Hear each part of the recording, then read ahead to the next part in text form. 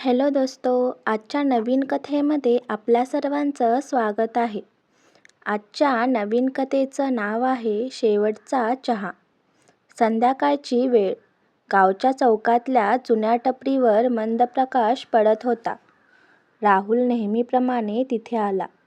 टपरीवाला गणू त्याच्याकडे हसून पाहत म्हणाला, आज उशीर झाला वाटतं. राहुलने हलकं हसत उत्तर दिलं, हो, काम जरा वाढलं.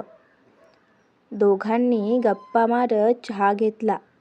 वारा थंड होता आणि वातावरणात एक वेगळं शांतपण होतं. अचानक राहुल उठला.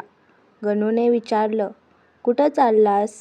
राहुल म्हणाला, शेवटचा चहा पिलोय. आता परत यायचं नाही.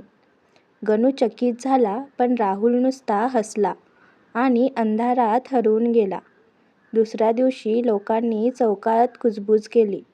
राहुल शहरात गेला की अजून कुठे? गणू मात्र दर संध्याकाळी 2 कप चहा बनवायचा, एक स्वतःसाठी आणि एक राहुलसाठी.